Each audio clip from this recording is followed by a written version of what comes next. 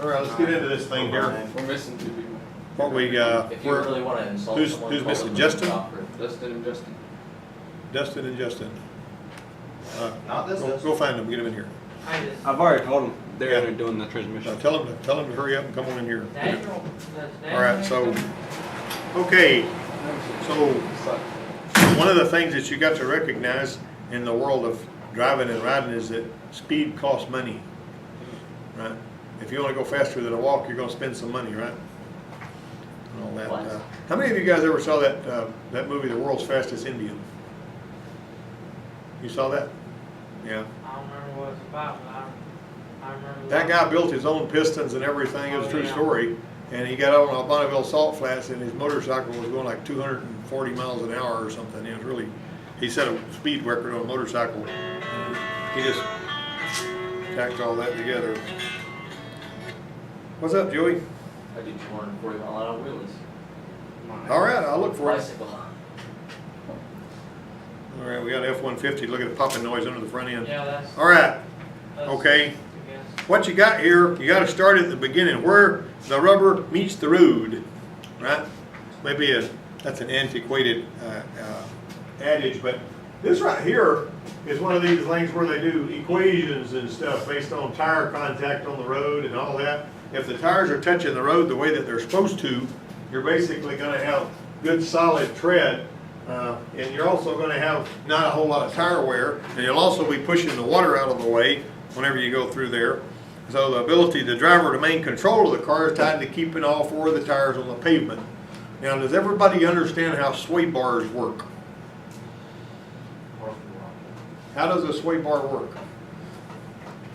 Back in the really early 70s, I was working with my dad over there, and he worked on a lot of Volkswagen Bugs, and we got a 58 Volkswagen Bug that we put an engine in it and got it going, and I drove that thing on the dirt road around the corner there because I wasn't, driving age yet. But anyway, I noticed when I was driving it that whenever you would turn right, it felt like it was going to roll over to the other way. In other words, it was just terrible. It drove awful. And I came back and I said, what in the world do I need to do to make this car drive better, because it drives horrible? And he says, well, that 58 model front end doesn't have a sway bar on it. And I said, well, I'll need to do something about that. He says, well, if you'll take the front axle off that 64 model down there and put it on there, you'll have a sway bar. And so I took the front axle off and put it on there, and it was kind of a pain to do. But once I got the brake split and got it all adjusted out and put on there and everything, that car drove like a Porsche. I mean, it made all the difference in the world. And the sway bar is hooked to both of your lower control arms, going through bushings, and when you turn and this tire here is actually being pushed up in the fender, it naturally pushes the other tire down on the pavement. It kind of keeps the car from rolling as much, keeps all your wheels where they're supposed to be and all that. So if you look at the weight of a modern car or a truck, and then you imagine a moment, the tire's contact patch, or the part of the tire, is, how big is it? How big is the contact patch of a tire where it's the pavement? About that big. It's not very big. And so you got all that weight, and it's constantly running on tires that's barely touching the pavement at all. So naturally, tire pressure is going to be a critical part of that. You're going to have to keep your tire pressure right. Now, where do I find out what kind of tire pressure we're supposed to have? Not on the side of the tire. Has anybody looked on the side of the tire? What's the numbers on the side of the tire mean? The maximum amount. Are you always supposed to run the tires at the maximum inflation pressure? Heck no. What you're supposed to do is look on the door. Open it up. There'll be a sticker there. Sometimes it'll be inside the right rear passenger door. Find the place where it tells what the air pressure is supposed to be and set it on that. All right, so there's other factors we got to inspect for on the tire that comes into the shop. Like, for instance, any tire, the date stamp on a tire, you know what the date code on a tire looks like? It's in a little oval there. How do the numbers work? You remember? The month and the week. They'll have actually the week and the year, like the 17th week of 2012 or whatever. If they're over about 6 years old, those tires need to be gone. It don't matter how good they look. And Daniel had old tires that looked really good on his, and he claimed it was because he hit something in the road. But what happens when they start to dry rot, water gets in between the tire and the belt, starts to separate. That's why a lot of times you'll see whole big long pieces of rubber that's slung off. It doesn't always wreck the vehicle like it did with him.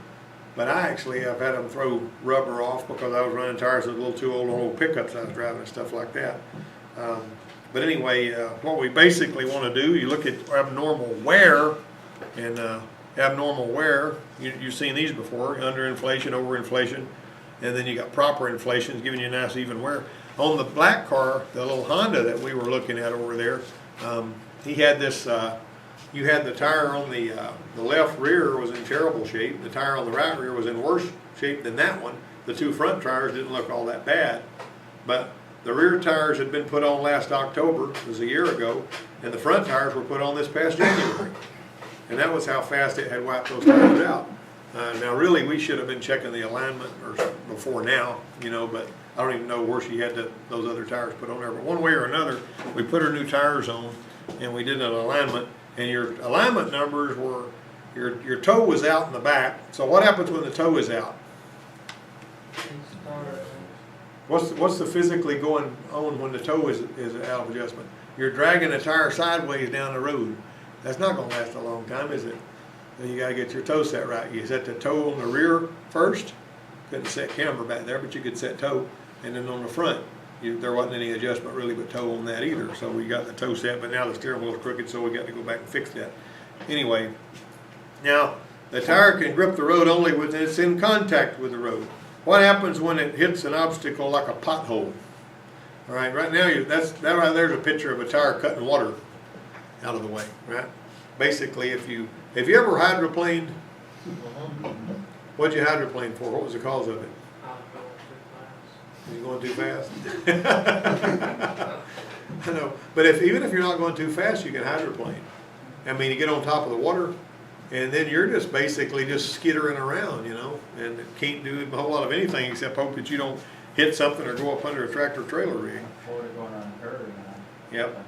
Well, the tire rolls forward when you're going and you're hitting a pothole. You got suspension, and the suspension actually has to take that. You know, you can see the wheel going up under there and all that, and you can actually destroy a shock absorber by hitting a pump too hard on that one wheel, damage it on the inside. You know, you may not even see anything on the outside wrong with it, but you can bust a shock absorber. Well, when you hit something like a pothole, and I'm going to show you a picture of a pothole in a minute, because I know nobody in here has ever seen a pothole, right? You guys have never seen a pothole, have you? Okay. Yeah, I have. I mean, I don't live on All right, so right here, see this? See all them different wear patterns? Now that one right there is showing you something that's going on down between the thread. Now, what can you tell me about this tire right here?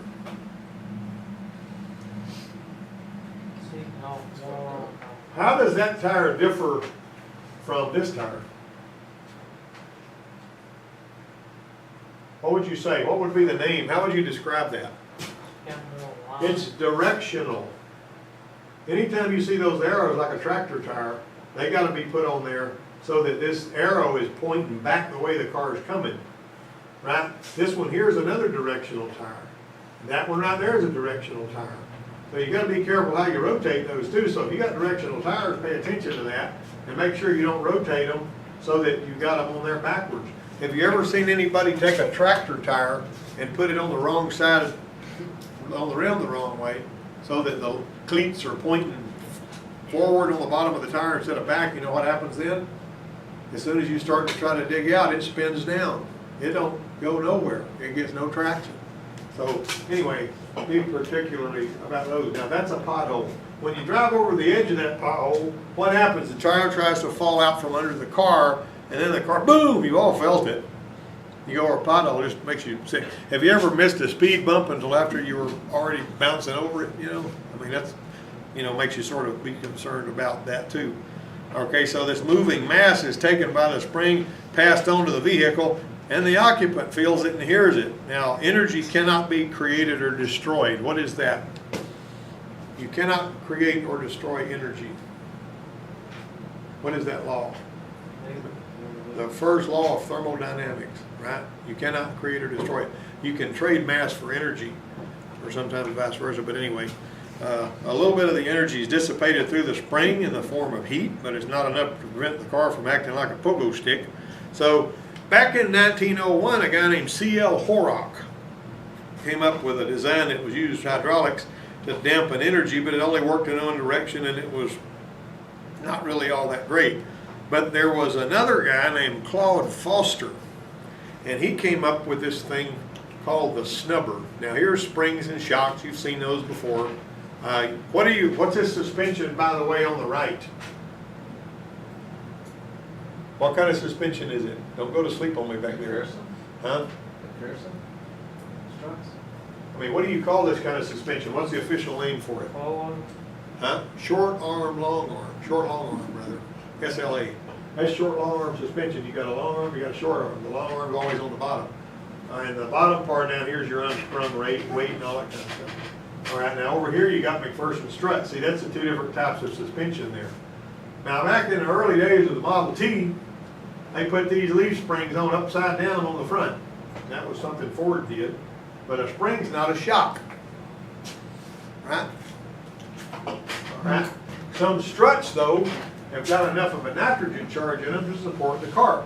The car might ride lower than normal if it has a flat strut. In other words, if the nitrogen's leaked out of it, it may set about an inch lower. Sometimes you can put a new set of struts on one, it'll raise it up about an inch. All that. Now, the conventional wisdom in all your textbooks is that the shocks don't hold the car up, but with these nitrogen charged ones, there is some holding up and it's done. Now, this is what the old Gabriel snubber looked like. This was the birth of the Gabriel shock absorber. That's what it looked like on the outside, and that's what it looked like on the inside, and that's how it was mounted on the car. It basically was a shock absorber that had a spring and some leather straps in it. You know, that's the way people thought back then. All right, now I'm going to show you this little YouTube video right here. If I can get it to go to it and play it. If I can't get it and go to it and play it, we'll just keep going.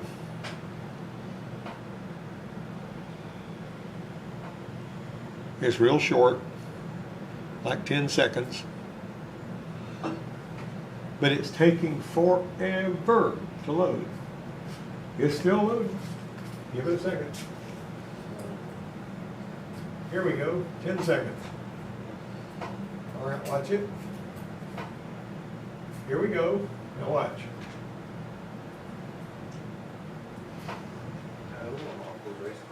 Yep. That's a 2005 model car. What happened on that one was, I called over here to the parts store and I said, you got some front shocks for a 2005 Cadillac CTS? And he said, yeah, I can do that as long as you get them from another vendor. So he sent them over here and was wanting to charge me $140 for them. And I said, did you get these from J.M. Jackson, which was the dealer, you know? He said, oh, no, I got those from somewhere else. I said, then why do they have a J.M. Jackson sticker on them? And so I called J.M. Jackson, and I was able to buy them from him for $88. You know what I mean? So be careful sometimes if you're in charge of ordering parts and all that kind of thing. All right, so let's go past this. Some manufacturers recommend shock replacement at 50,000 miles. How many of you guys seen a shock that was leaking like that one? Now here's a factoid, and do some math on this. Shock pistons move 1,500 to 1,900 times per mile. If you got a car with 100,000 miles on it, how many times has that shock done its thing? All right. There's some slow wear that can make the shocks dangerous in a panic stop. And you know, bad shocks can cause a car to take up to 10 feet longer. He's a clock watcher and he's trying to go to sleep. I got my eye on you. Look at him over there. He's sitting here doing this and he's looking at the clock and all that. But anyway, 10 foot longer. Now, would it bother you if your car took 10 feet longer to stop? probably not unless it's It would me if what I was trying to keep from hitting was 10 feet. You know what I'm saying? It's like you're 10 feet closer to the back of the truck you're about to hit. Why does it take 10 feet long for a shock? Because of what it does to the suspension. Basically, what you're not wanting to do is shift the weight of the car, which the shocks are supposed to prevent it from shifting as rapidly, so that some of the tires break loose from the pavement and you don't have as much braking power. Then all of a sudden you're sliding on in. All right. Now we're talking about changing direction. This is an epic fail. Well, I told you about this ball joint. tie rod end comes apart. It's amazing to me how when a tie rod end, or a ball joint particularly, comes apart, you'll drive along and won't have any trouble, and then whenever you stop, a lot of the times is when it comes apart. Not every time. And I talked about this girl one time that drove her car from Red Level, her Power Stroke F-150. It was an old truck. And she pulled it out there and stopped, and then she was gonna park it somewhere else, and when she went to move, the tie rod end came apart and the wheel did this. If that had happened going 70 miles an hour between here and Red Level, it wouldn't have been pretty. Well, we drove one to the Dodge that we had that when I was working in Texas. We rode it around there to the cafe to eat, which only had a 30-minute lunch hour, and that was like a company truck to eat.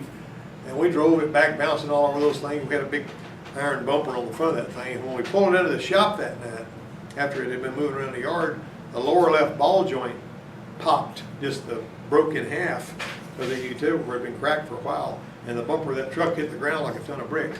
And if that had happened with 4 of us guys in the truck driving down to, you know what I'm saying? Bad news. So a lot of the times if a ball joint's cracked, you can't tell it. And it'll just surprise you. Grease everything you can when you're looking under there, guys.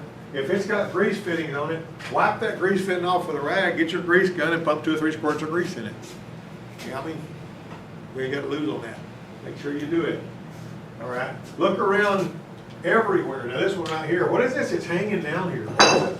Well, That's a sway bar. It's basically supposed to bolt up there in the frame, like I was talking about. It's going through those little bushes and all that kind of thing. You got to recalibrate sometimes. Sometimes you got to recalibrate steering angle and yaw sensors on some of the newer model cars.